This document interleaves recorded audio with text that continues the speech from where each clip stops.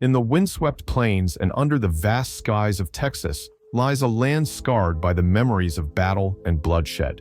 Among these hallowed grounds, Goliad stands as a solemn reminder of one of the most harrowing episodes of the Texas Revolution.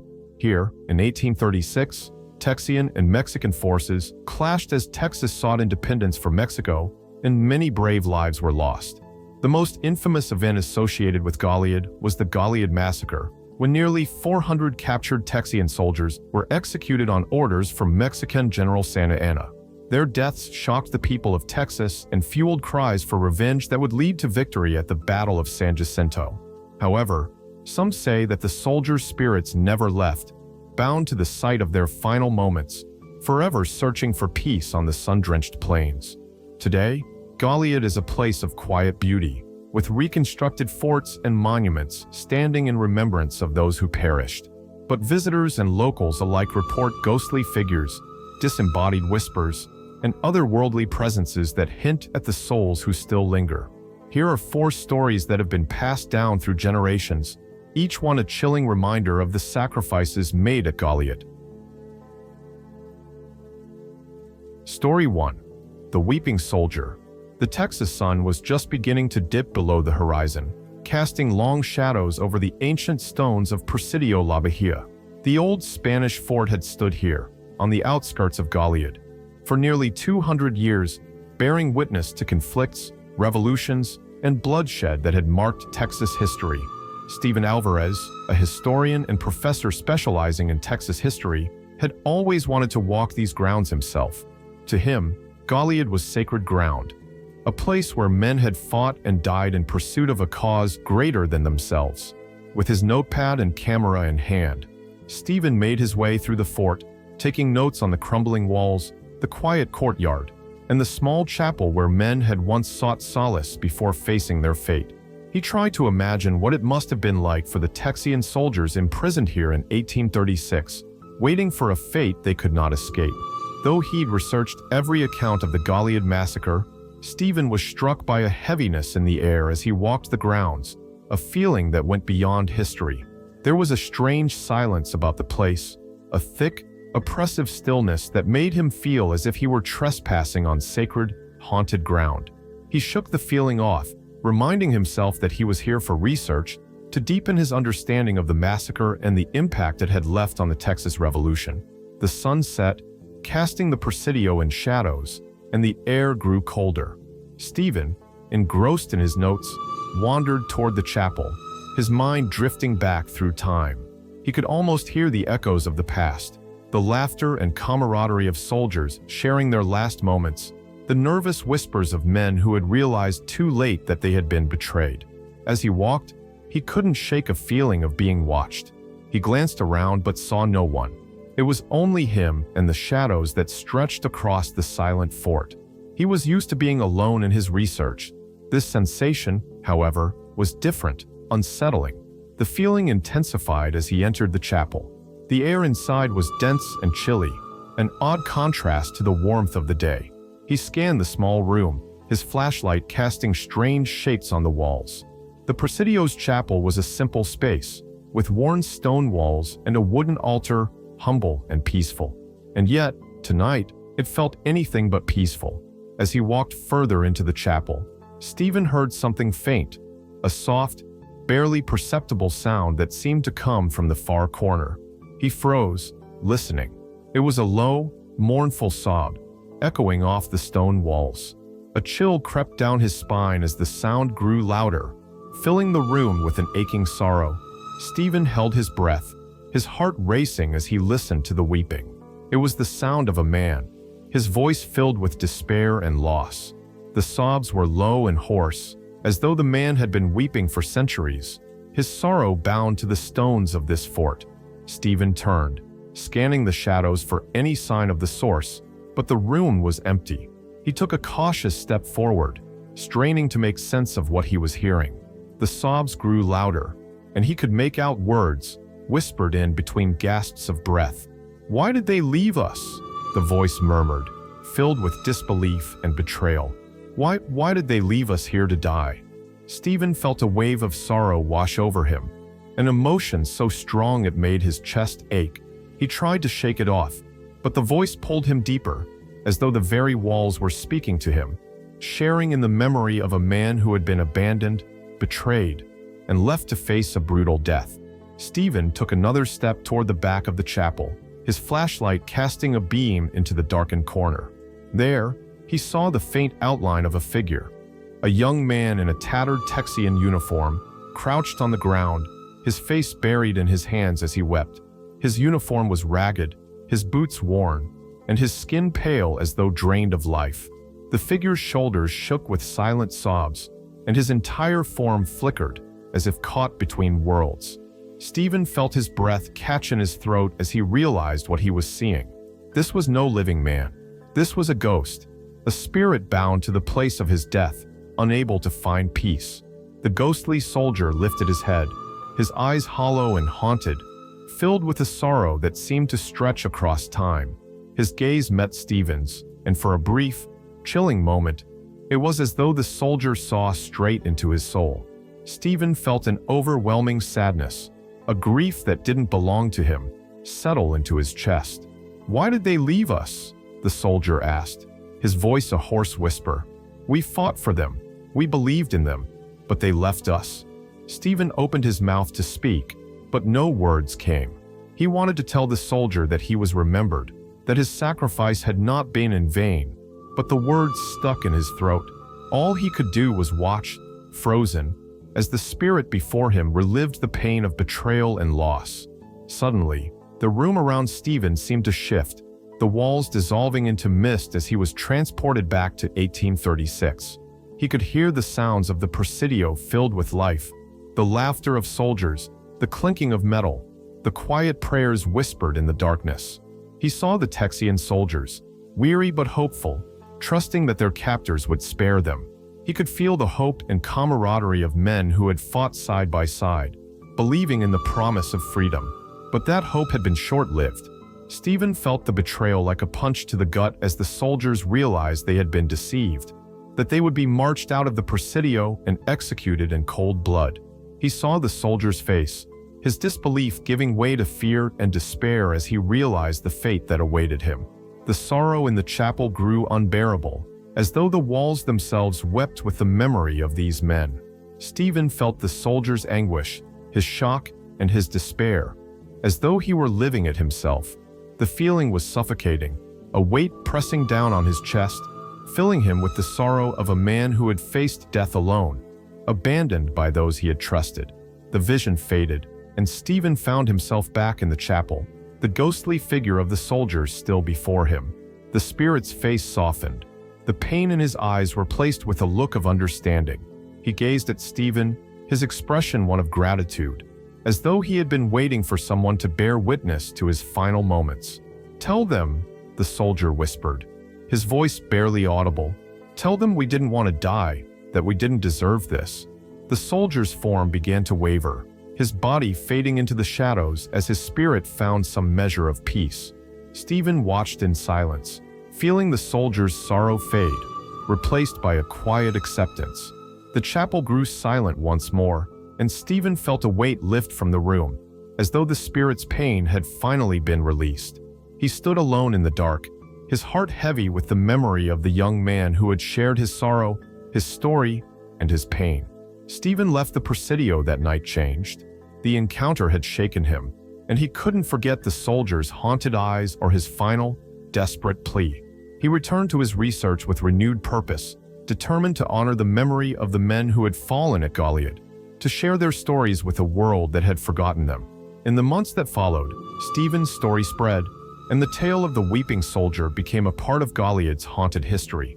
Visitors to Presidio La Bahia reported hearing faint cries and feeling a heavy sadness in the chapel, as though the spirit of the soldier still lingered, his sorrow a reminder of the sacrifices made on this hallowed ground. And for those who stood in the silence of the chapel, listening to the whispers of the past, there was a sense that the soldier's memory would live on, a legacy of bravery, betrayal, and the enduring pain of those who had given their lives for a dream of freedom. Story 2. The Ghostly Lanterns. The Texas countryside lay quiet and dark under a blanket of fog, the land eerily still in the cool of late evening. Anna Morales, a local teacher, had just wrapped up a late event at her high school and was driving along one of the country roads that wound through the open fields outside Goliad. The road was empty, the surrounding plains obscured by the thick mist that had settled in like a ghostly veil over the land. Though Anna had lived in Goliad her whole life, she had never taken much stock in the stories of ghostly lanterns wandering the fields at night, tales passed down by her grandparents and whispered among locals. Some said they were the spirits of Texian soldiers who had been betrayed and massacred, their lanterns still glowing as they searched endlessly for home. To Anna, they were only stories, exaggerated memories of tragedy meant to entertain tourists and thrill children. But as she drove along the quiet road, the fog obscuring even the moon, Anna would come face to face with a haunting experience that would challenge everything she thought she knew. Anna drove carefully, squinting to see through the fog that seemed to thicken with each passing mile. She was only a few minutes from town when she noticed a strange glow in the distance, a faint light flickering just above the field to her right. She slowed, expecting to see headlights or a porch light in the distance, but the light bobbed and moved in a way that was unnatural, as if it were floating just above the ground. Curious, Anna pulled over, her heart beating a little faster.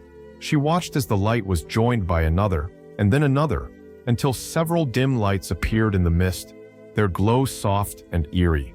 They floated in a slow, deliberate pattern, drifting across the field like lanterns held by invisible hands.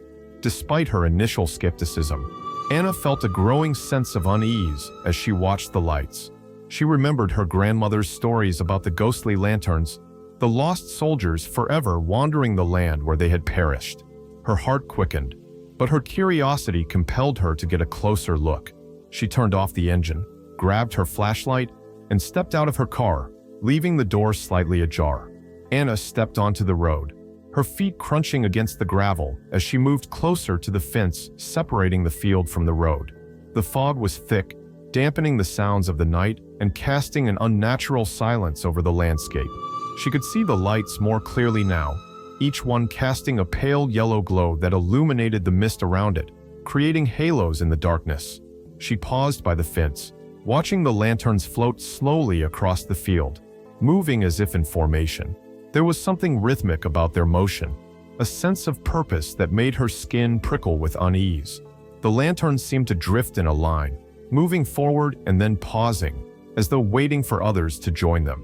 Anna's flashlight wavered in her hand, and she felt a chill run through her as she realized there were no visible figures holding the lanterns, only the lights themselves, suspended in the mist, their source unseen. She held her breath, listening for any sound. But there was only silence, a silence that felt heavy, like the quiet of a funeral procession. As she stood there, transfixed by the lights, Anna heard something faint, a soft murmur of voices, too low to make out clearly, but unmistakably human. The voices drifted through the mist, growing louder, and Anna strained to catch fragments of the conversation. She could hear men's voices, murmuring as though in confusion or fear, their words tinged with sorrow. "Are we lost?" one voice asked, a hint of desperation in the words. Another voice, weary and resigned, replied, "They promised we'd be spared." The words sent a chill down Anna's spine, and she felt a pang of sorrow as she realized that she was hearing the voices of the Texian soldiers, men who had trusted in a promise of mercy, only to be led to their deaths. She imagined them waiting, hoping for salvation that would never come, their spirits bound to this land by betrayal and despair.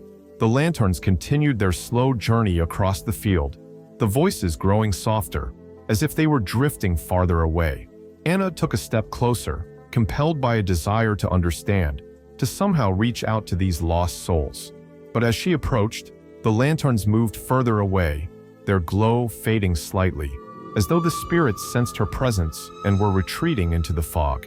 Suddenly, the fog thickened, swirling around her in a way that felt almost alive, and Anna was plunged into a strange vision. The landscape around her shifted, and she found herself standing in the same field. But it was no longer night, and the air was filled with the sounds of an encampment. She could see men dressed in Texian uniforms, huddled around campfires, their faces etched with exhaustion and fear. The men spoke in low voices, discussing the promises of mercy that had been given to them, clinging to a fragile hope that they would be spared. Anna felt a surge of sympathy for them, sensing their exhaustion, their longing for home, and the desperate hope that had kept them going. As she watched, the scene shifted again, and she saw the soldiers being led out of the Presidio, their faces pale as they realized the truth, that they were being led not to freedom, but to their execution.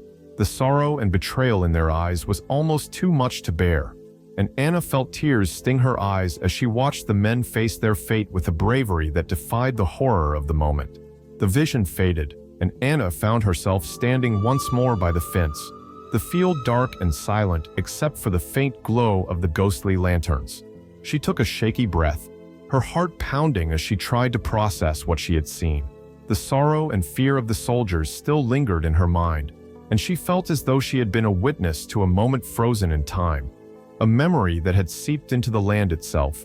The lanterns had stopped moving, hovering in place as if waiting, and Anna felt an overwhelming urge to speak, to offer some kind of comfort to the souls that remained bound to this place. "I'm sorry," she whispered, her voice trembling. "I'm sorry you were betrayed. You deserve peace." For a brief, chilling moment, the lanterns seemed to respond, their glow intensifying before slowly fading, as though acknowledging her words. The lights drifted further into the mist, their forms growing dimmer, until they vanished completely, leaving Anna standing alone in the quiet darkness. Anna returned to her car, her mind reeling from the experience. She sat in silence, staring out at the empty field, feeling a lingering sadness for the men who had been abandoned, their lives taken in an act of betrayal that would echo through history. The memory of their voices, their sorrow, and the ghostly lights would remain with her, a haunting reminder of the lives lost in the fight for freedom. In the weeks that followed, Anna found herself drawn back to the field, leaving small lanterns as a tribute to the souls who still wandered the land. Her story spread through town, and soon others began visiting the site, leaving their own offerings and sharing their own experiences of the ghostly lanterns. Some nights, people reported seeing the lanterns moving slowly across the fields, drifting like spectral flames through the mist, their faint glow casting shadows on the ground. Others claimed to hear the soft murmur of voices, the lost souls of Goliad forever searching for home, bound to the land by a betrayal they could never escape. The legend of the ghostly lanterns became a part of Goliad's haunted history, a chilling reminder of the sacrifices and sorrow that lay hidden beneath the quiet beauty of the Texas plains. And for those who saw the lights, there was a sense that the past was never truly gone, that the spirits of the fallen would forever watch over the land where they had fought, suffered, and died.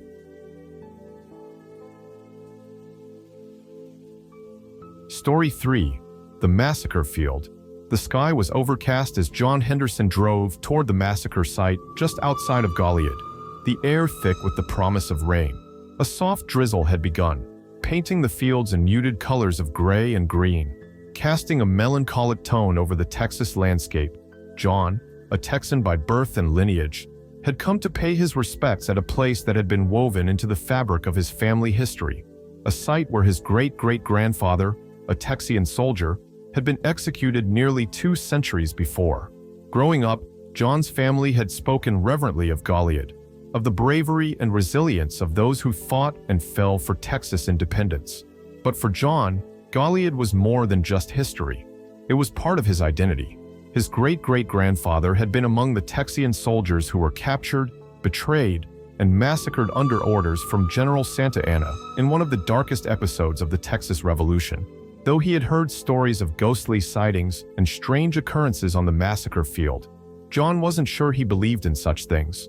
But as he parked his truck and stepped into the misty air, he felt an unexplainable weight pressing down on him, a sense of sorrow and loss that seemed to permeate the very ground beneath his feet.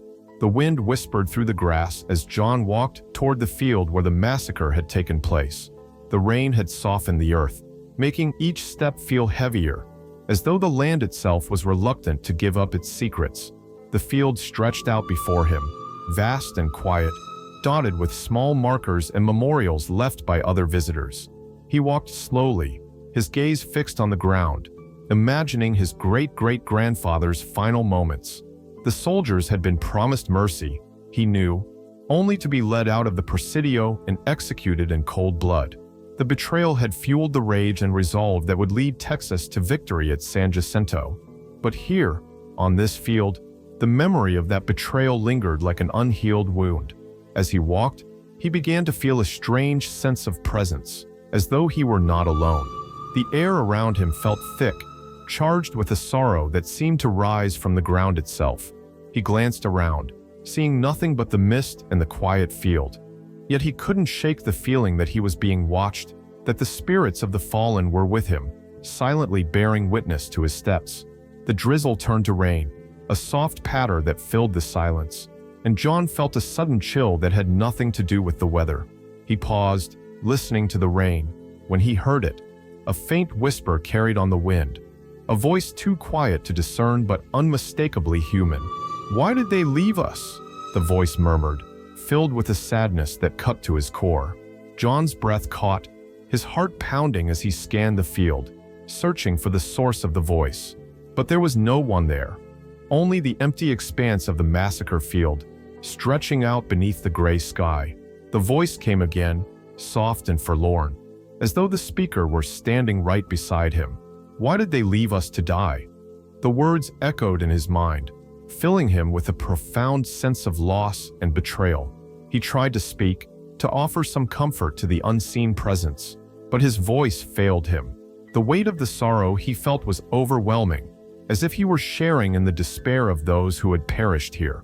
As he stood there, rooted to the spot, a figure began to take shape in the mist ahead of him. At first, it was little more than a shadow, a faint outline that seemed to flicker in and out of sight. But slowly, the figure grew clearer, taking on the form of a young man in a ragged Texian uniform, his face pale, his eyes haunted. The soldier's gaze was fixed on the horizon, his expression one of deep sorrow and confusion. His uniform was worn and blood-stained, his face smudged with dirt and despair. He clutched his chest as though feeling the wounds that had ended his life, his eyes hollow and filled with a pain that reached across time. John felt a chill run down his spine as the soldier's gaze shifted, his eyes meeting John's with a look of recognition and longing. For a brief, terrifying moment, John felt as though he could see into the soldier's soul, into the depths of his fear and sorrow.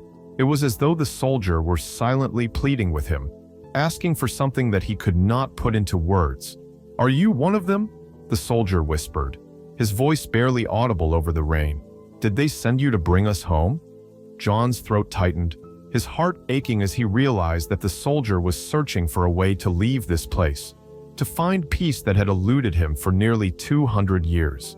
But he knew he had no answer to give, no way to ease the pain of the man who stood before him, caught between worlds. Suddenly, the field around John seemed to shift, the gray mist thickening until it transformed into a vision of the past. He was no longer alone in a quiet field. He was standing amidst an encampment of soldiers, the Texians who had been imprisoned at Goliad. He could hear their voices, see their faces, men who had fought bravely and believed in the promise of freedom. The scene shifted again, and John saw the soldiers being marched out of the Presidio under the false pretense of freedom, their faces filled with a mixture of hope and fear. He felt their confusion, their disbelief as they were lined up and forced to face their fate, realizing too late that they had been betrayed. The vision was vivid, almost unbearably real, and John felt a deep, aching sorrow as he watched the soldiers fall, their lives snuffed out in an instant. The sense of loss was overwhelming, filling him with the despair of men who had faced death alone, abandoned by those they had trusted. As the vision faded, he found himself back in the present, standing alone in the rain-drenched field. But the sorrow lingered, a heavy weight pressing down on him, as though the memory of the massacre had imprinted itself upon his soul. The ghostly soldier stood before him once more, his expression softening as though he understood that John had borne witness to his suffering. There was a flicker of gratitude in his eyes, a silent acknowledgement that someone had seen his pain, that someone remembered the sacrifice he and his comrades had made. "Tell them we didn't want to die," the soldier whispered, his voice barely more than a breath. "Tell them we were betrayed." John nodded, his voice thick with emotion as he whispered, "I will. I promise." The soldier's form began to waver, his outline growing faint as he prepared to depart. But before he vanished, he looked at John with a final, haunting gaze, a look of peace mixed with sorrow, as though he had finally found some measure of release. The rain began to let up, the mist lifting as the soldier's spirit faded, leaving John alone in the quiet of the field. The air felt lighter now, the sorrow less oppressive, and John sensed that the soldier's spirit had found a measure of peace, released from the torment that had bound him to this place. John remained on the field for a long time, his heart heavy with the memory of what he had seen and felt. He placed his hand on the ground, as though connecting with the spirits who lay beneath, and offered a silent prayer for the souls who had been betrayed and left to die. In the days that followed, John began to share his experience with his family and friends, telling the story of the massacre and the soldiers who had remained bound to the land by their sorrow and betrayal. He returned to Goliad several times, leaving flowers and small tokens in memory of his great-great-grandfather and the men who had fallen with him. Word of John's encounter spread through Goliad, and others began to visit the field, paying their respects to the spirits of the massacre. Some visitors reported seeing ghostly figures wandering the field at dawn, their faces filled with sorrow, their footsteps echoing in the quiet. Others claimed to hear faint whispers on the wind, voices filled with sorrow and longing, the spirits of the soldiers forever searching for peace. The legend of the massacre field became part of Goliad's haunted history, a reminder of the lives lost and the promises broken. For those who stood on that field, listening to the silence, there was a sense that the past was still very much alive, that the spirits of the fallen would forever watch over the land where they had fought, suffered, and died for a dream of freedom. Story 4. The General's Lament. The sky was darkening as Miguel Pena made his rounds at Presidio La Bahia, the old Spanish fort that stood as a solemn memorial to the fallen soldiers of Goliad. The fort's thick stone walls seemed to hold the weight of history, and for locals like Miguel, it was a place that demanded respect. The events of the Texas Revolution had left deep scars here, and the memory of those who had perished seemed to linger like a shadow over the land. Miguel had grown up hearing the tragic story of Colonel James Fannin, the commander of the Texian forces who had surrendered, hoping to spare his men. Instead, he and nearly 400 of his soldiers were executed on orders from General Santa Anna, a betrayal that had shocked and enraged the people of Texas. Fannin's death was particularly haunting.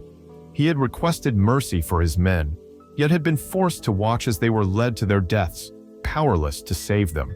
Locals whispered that Fannin's spirit still roamed the Presidio, forever bound to the site of his greatest regret. Though Miguel had heard the stories, he had never experienced anything unusual in his time as a park ranger. But tonight, alone in the twilight, he felt an inexplicable heaviness in the air, as though the past were closer than usual, as though something, or someone, were waiting. Miguel closed the gate behind him, his flashlight casting long shadows across the stone courtyard. The silence was thick, almost oppressive, and the air had a strange chill that made him shiver. He walked slowly, his footsteps echoing off the walls, the familiar space suddenly feeling foreign and unnerving. He passed by the chapel, the small stone building where many of Fannin's men had spent their final hours, praying for mercy that would never come. He paused, listening, as a faint whisper drifted through the air. A voice so soft he thought he'd imagined it. But as he stood in the darkness, the whisper grew louder, filling the air with a sorrowful tone that made his chest ache. "I am sorry, so sorry, my men." The voice was filled with regret, and Miguel felt a chill run down his spine as he realized he was hearing the spirit of Colonel Fannin himself. He looked around, his flashlight casting flickering beams of light, but he saw nothing. Only shadows stretching across the stone walls, their shapes twisting and shifting in the dim glow. Miguel took a deep breath, his heart pounding as he followed the sound. It was coming from the far corner of the courtyard, near the chapel, where Fanon had been held with his men before their execution. He moved closer, feeling the temperature drop with each step, the air growing heavier, as though it were charged with the sorrow of a man who had lost everything. As he reached the edge of the courtyard, Miguel saw a figure standing in the shadows, his back turned, his head bowed. The figure wore the tattered uniform of a Texian officer, his shoulders slumped with the weight of a burden that went beyond death. Miguel felt a wave of sorrow wash over him as he realized he was looking at the ghost of Colonel James Fanon, the man whose decisions and regrets had bound him to this place for eternity. Fanon's face was pale, his eyes hollow, filled with an unfathomable sadness. His uniform was worn and blood-stained, and his hands were clasped in front of him, as though in prayer. He seemed lost, trapped in a moment of endless sorrow, a man haunted by the guilt of a promise he could not keep. Miguel felt an overwhelming urge to speak, to offer some comfort to the spirit before him. But before he could say anything, Fanon's gaze shifted, his haunted eyes meeting Miguel's with a look of despair so intense it made his heart ache. "I tried to save them," Fanon whispered, his voice hoarse with emotion. "I thought surrender would spare their lives, but I failed them. I failed them all." Suddenly, the world around Miguel seemed to shift, the shadows of the courtyard giving way to a vivid vision of the past. He was no longer standing in the present. He was in the midst of the Presidio as it had been on that fateful day in 1836. He could see the Texian soldiers, their faces filled with fear and exhaustion as they waited, hoping against hope that their captors would keep their promise of mercy. Miguel could feel Fanon's despair, his horror as he realized the full extent of the betrayal. He saw Fanon's men being led out of the Presidio in groups, their expressions shifting from confusion to terror as they understood their fate.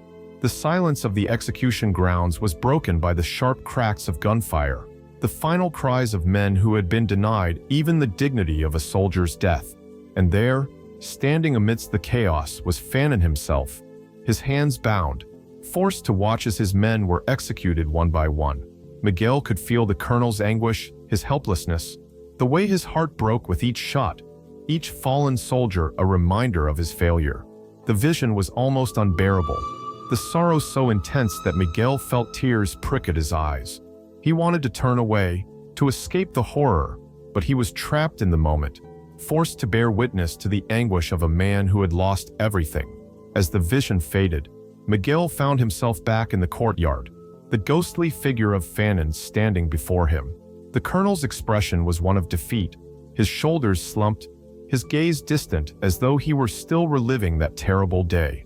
Miguel felt a lump form in his throat as he realized that Fanon's spirit was bound to this place, condemned to relive his failure over and over, unable to find peace. Fanon looked at Miguel, his eyes filled with a pleading sadness. "Tell them," he whispered, his voice barely audible. "Tell them I am sorry, that I never meant for them to die. They were my men, my brothers, and I failed them." Miguel felt a surge of compassion, his heart aching for the spirit who had been unable to forgive himself even in death. He nodded, his voice thick with emotion. "I'll tell them, Colonel. I'll tell them you tried, that you didn't want this." Fanon's gaze softened, a faint glimmer of gratitude in his haunted eyes. For a moment, Miguel thought he saw a flicker of peace in the man's expression, as though the burden of his guilt had lifted, if only slightly. The colonel's form began to waver, his outline growing faint, but his sorrow lingered, filling the air with a sense of longing, a desire for forgiveness that could never truly be fulfilled. As the first light of dawn crept over the horizon, the spirit of Colonel Fanon began to fade, his figure dissolving into the mist. But even as he vanished, Miguel felt his presence linger, as though Fanon's sorrow and regret were woven into the very stones of the Presidio. Miguel stood in silence, the weight of the encounter settling over him, his heart heavy with the memory of Fanon's despair. He realized that the legend of the colonel's ghost was more than just a story. It was a testament to the sacrifices made, the lives lost, and the burden of guilt that had bound Fanon's spirit to this place. In the days that followed, Miguel found himself returning to the Presidio, leaving small offerings, flowers, notes, and candles, in memory of Fanon and the men who had perished at Goliad. He told the story of his encounter to a few trusted friends, and soon others began to visit the site, leaving their own tributes for the fallen soldiers and the spirit of the man who had tried to save them. The story of Colonel Fannon's ghost spread through Goliad, and visitors to the Presidio began to report similar encounters. Some claimed to feel a strange chill in the air, a weight that settled over them as they stood in the courtyard, as though they were in the presence of something, or someone, beyond the physical world. Others reported hearing a soft voice whispering in the darkness, a voice filled with regret and sorrow, the voice of a man who had loved his men and had been powerless to save them. The legend of the general's lament became a part of Goliad's haunted history, a reminder of the tragedy that had taken place on these hallowed grounds. For those who stood in the quiet of the Presidio, there was a sense that the past was still very much alive, that the spirits of the fallen would forever watch over the land where they had fought, suffered, and died. And on certain nights, when the fog settled over the fort and the world grew still, visitors would sometimes catch a glimpse of a solitary figure standing in the shadows, his head bowed, his eyes filled with sorrow, a man forever bound to the memory of those he had loved and lost. The spirits of Goliad continued to walk the grounds where they fell, their voices echoing through the night, their shadows cast by the memories of a battle that had forever changed Texas. The weeping soldier, the ghostly lanterns, the silent procession on the massacre field, and the sorrowful spirit of Colonel Fannon. Each story a testament to the sacrifices made, the lives lost, and the souls who remained bound to Goliad's sacred ground.